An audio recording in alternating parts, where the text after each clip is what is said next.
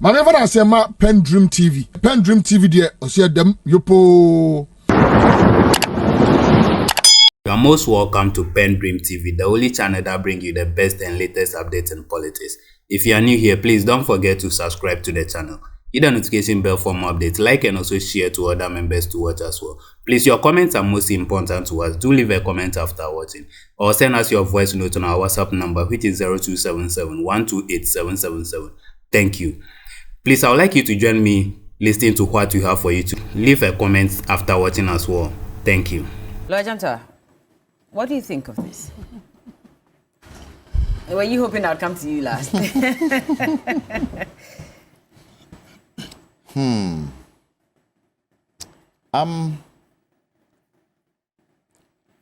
I find it difficult to understand some of the issues that were highlighted by the judge, but still went ahead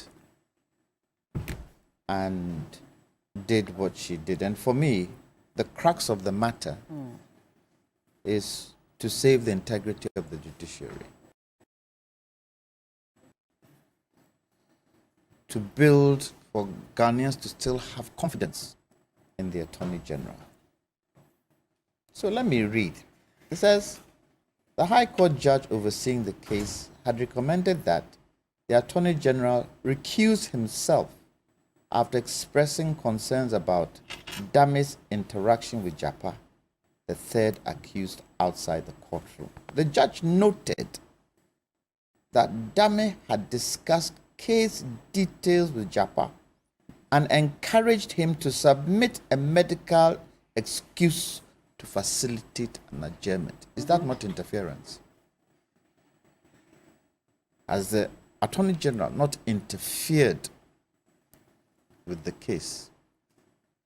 And if he's interfered with the case, should he not be sanctioned for that? And the mere fact that she advised the Attorney General to recuse himself from the case says a lot. But the Attorney General then comes and says to us that he further criticized certain individuals for manipulating facts and misleading the public, asserting that the dismissal of all 5 applications against the prosecution exposed these attempts at deception.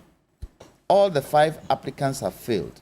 And I think that in reaction to this, I will say that it clearly shows that there are a group of people in this country who ride on manipulation of facts, distortion, and deception of the public. Did the judge not say that he had interfered? Did she not say it? And because of that interference, he should recuse himself. Did she not say it? So why does he say this?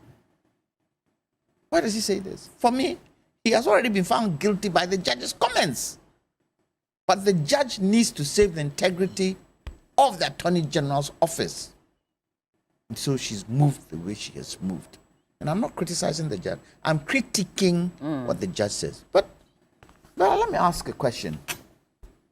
Why is it that in our country, Ghana, the Attorney General and Supreme Court judges are in the face of the public?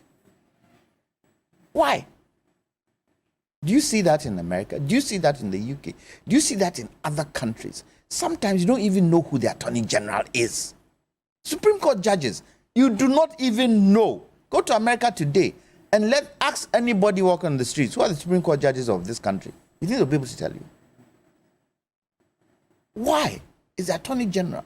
And look, these 2 institutions, they cement the unity of the country. Because the court is the only place anybody can go for restitution, for solving their problems. But the Attorney General and some Supreme Court judges are always in the face of the public. Why? Why should it be so? They are revered members of the judiciary. How many times do you hear the American Attorney General speaking? How many times do you hear the British Attorney General speaking? How many times do you hear the French Attorney General speaking? How many times? I don't. Do you? Even when there are cases that put the Attorney General in the line of fire, do you hear them speak? Theirs is to do their work independently and advise. The Attorney General is the only one, so far as I know, who has his responsibility in the Constitution. But maybe decoupling of the Minister of Justice from the Attorney General's department would help. How would it help? Because the Attorney General sees himself as a politician. And that bit, Minister of Justice, is not isn't it a political position? Isn't it appointed by the president? By the president? Yeah. That brings the politics in it. But I don't see why, if for nothing at all, we hear from Supreme Court judges. I don't see it. Some. I'm not saying all. I don't see it. For me, Supreme Court judges should only come out, especially when it's got to do with things with the Constitution. I don't know why the Attorney General suggested that Japa meet him in his cousin's house. His cousin who was a Supreme Court judge. What caused him to do? Was it because of his friendship with the Supreme Court judge? It now brings the Supreme Court judge into disrepute, doesn't it? We don't know what happened there, but the mere fact the Supreme Court judge's name is mentioned, it brings him into disrepute. And why did the Attorney General suggest that? Couldn't they have met anywhere? But anyway, why would he want to meet an accused? This is not the first time. If you listen to lawyers, and of course you're all lawyers on this table, whenever there's an issue of prosecution, for example, there's really never anything against having some of these conversations on the side just so you can have the case, Who do you have the conversations with? Who do those conversations, who are they had with? And they had between lawyers? And they, if you've done something, I'm your lawyer, he's a prosecutor, and he wants us to discuss something, will he not call me? Will he call you? He's supposed to call the lawyer. Will he say, Bella, come, let's discuss? He's supposed to call the lawyer. And the ethics of the legal profession is in statute. It's an ally. Should we not take that into consideration when some of these things have been? And even so, the leader of the bar, the Attorney General, should he not acquiesce to the LI that governs the ethics of the legal profession? And so it now makes it look as, and for me, after the case, if I were the Attorney General, I would not have any interview with anybody, nor will I sing any songs. The case has been held. As they say, the law is in the bosom of the judge. She has made her ruling. That's it. Let's move on. Because what does it do?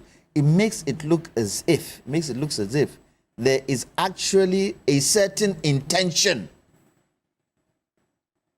A certain intention. On whose part? Huh? On whose part? On the Attorney General's part, to make sure that these people are jailed. Let me ask you a question. The reasons for this case is based on what? Causing financial loss to the state. Was the buying of the ambulances, was it a legal transaction? Yes, it was a legal transaction. So let me ask, causing financial loss, so bear that in mind. Has the president, has Kenneth Oriata, have they caused financial loss to the state in anything in this country? Okay. Have they? Your case being, or your point being? National Cathedral. How much money has been sunk into it? We are saying that the ambulances were not caused for what you call it, to be used, because they didn't meet the standard. Standards, yeah. Have we seen a block where the National Cathedral is concerned? So the Attorney General should be prosecuting... Wait. Okay. How much money has been sunk in there? And the MP people tell you, oh, it went to Parliament. So it was given, what do you call by power? Have we seen a block, as in the taxpayers' money, being put in a big hole? How much money is that? 58 million US dollars. Is that not causing financial loss to the state? Should that not attract the special prosecutor and the attorney general to take it up? If causing financial loss to the state is what we are doing with this case, is there no financial loss in that case? So what? We want to wait for this government to come out of power, for a new government to come in, if it's NDC that come in, to now prosecute? Is that what we want to do? But the Attorney General, again, comes back to your point where you say that we should separate the two offices. The Attorney General is appointed by the President. How is he now going to if the president, so you're trying to tell me that if the president does something grievously wrong? I'm not trying to say, I'm just telling you what's the situation on the ground. Yeah, so I'm saying, if the president does something grievously wrong against the state, the Attorney General cannot take action. That's what we're saying. The Attorney General is there not for the president, for the people of Ghana. That's why he's there. The Attorney General is supposed to be fair in some of these things. And if the president does anything wrong, grievously wrong, it's the responsibility of the Attorney General to question the president. Go to any country. What has happened to Trump? Yeah. What has happened to Trump? And so, and you see, all this boils down to this book again.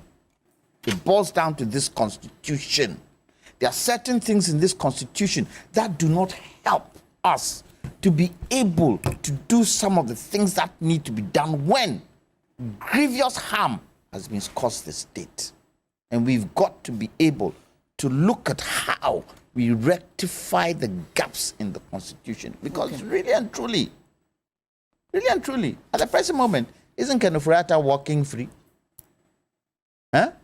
Did he not tell us that government money is not going to be part and parcel of the National Cathedral? Have you seen a block there? Oh, we've seen as a whole. Absolutely nothing. But money has been sunk in there. That is grave financial loss to the state. Okay. Grave. I'm not saying that this case shouldn't go to court. Let it go to court. Let's see how it travels. Let's see what comes out of it. And then the jury is, what do you call it? The public. Okay. Well, I mean, the concern about the fact that the AG should have stepped aside, you were saying that, of course, he should not have even granted that interview. The whole idea of having them in the open, in the public space is not a good idea, first of all.